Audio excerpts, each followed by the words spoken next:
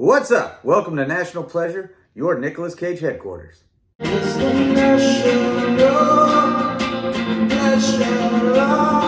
We're about to explore the world around us through the mind of Nicolas Cage. Get ready. This week, you know what? I'm not even going to tease what we're going to talk about. We're just going to dive right in. Here's what happened.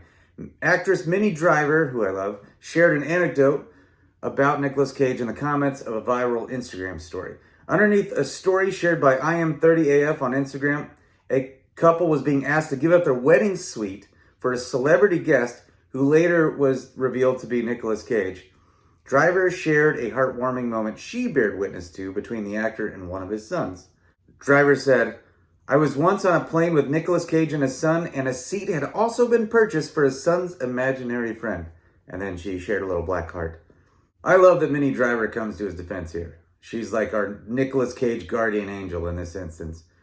And I think it's a great story. What a guy, you know? He bought a seat for his kid's imaginary friend. That is awesome. That's such a lovely little thing for your kid.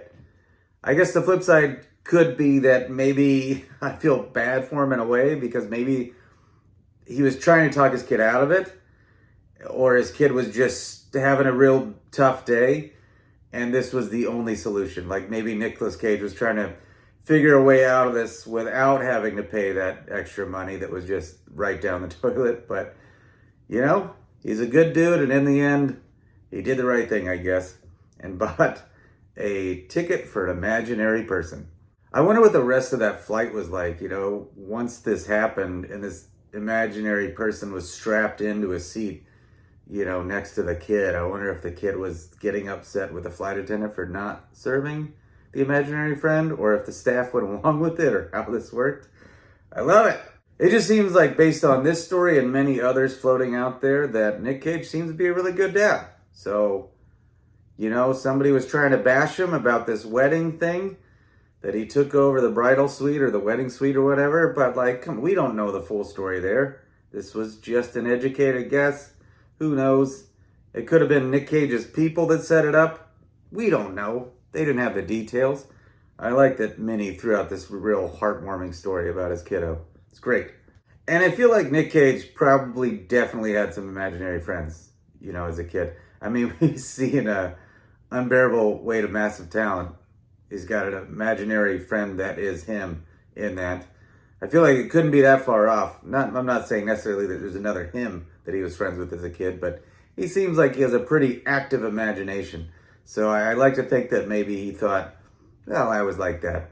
I think it was a good move. This seems like an easy solution in this instance.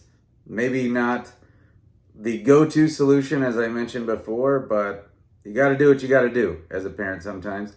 I've seen something like this work before, at least I've heard of it.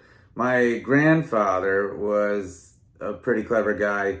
He had 4 daughters, my mom and her 3 sisters, and one of my aunts, when they were little, she had an imaginary friend, 2 twins, these twins, imaginary friends. And my grandpa got so sick of these imaginary friends of hers that eventually he came up with a solution. One time my grandpa was driving my aunt and her 2 imaginary friends in the back seat, and he was just really tired of them that day. He had had enough. So at one point he pulled the car over and he said, "What's that?" And he started talking to one of the imaginary friends. And he's like, "Okay, if that's what you want."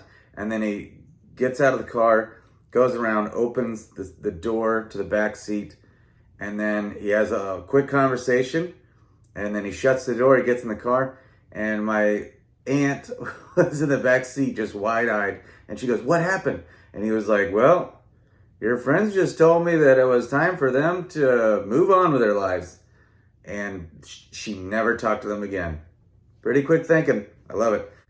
Now, after reading this story about Nicolas Cage and his kid's imaginary friend, I was wondering, why do kids have imaginary friends? And it's pretty self-explanatory in a way. It says that they can help with social skills, group dynamics, and communication strategies. It's also good for perspective taking. It helps them understand other perspectives and gain empathy. It can be a coping mechanism. It can bring comfort. It's also good for expressing feelings. Imaginary friends can help children express feelings they might not be comfortable sharing with others otherwise. It can also give them a sense of control, especially if their parents are really bossing them around. And it can also be a scapegoat.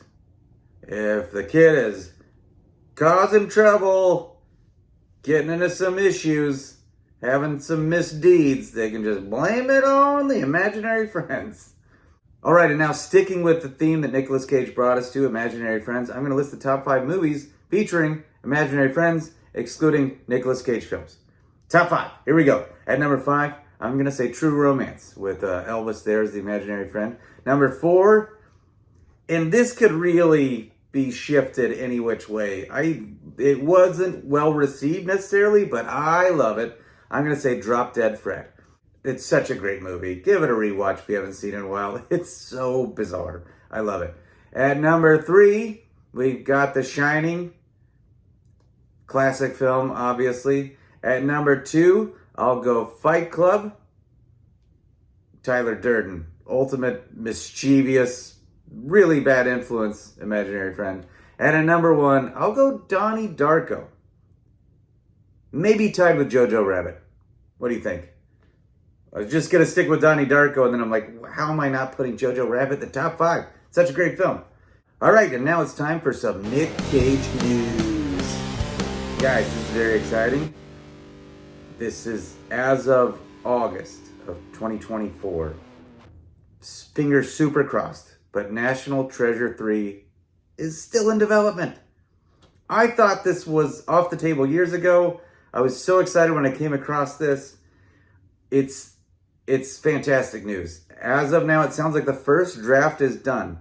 Now, just having a draft of the script, that doesn't necessarily mean even Nick Cage is attached necessarily, but the way things are rolling with him lately, if his schedule was flexible enough for it, which can be difficult with him, maybe he'll be in. I'd like to think he would love to do it again. Everybody loved that franchise. We still do. So fingers crossed we get this made. National Treasure 3, let's go! As far as Face Off 2, I've said that I would give an update every week, regardless of whether there was actual new information out there. This is another week where there is no new information, but as I've mentioned before, no news is good news.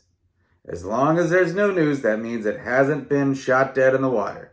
So let's keep Face Off 2 and National Treasure 3 going, you guys. Come on! All right, time for my favorite segment. What is Nick Cage doing right now?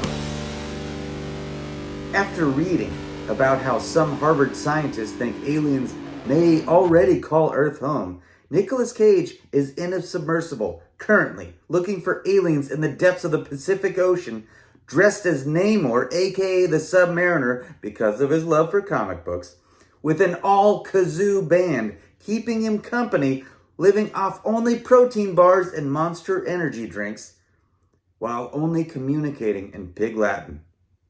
That's what Nick Cage is doing right now. That's it. Thanks for watching. Be sure to subscribe, like, comment, pass it along to a friend. See you next time. I can't wait to see where Nick Cage's mind takes us next.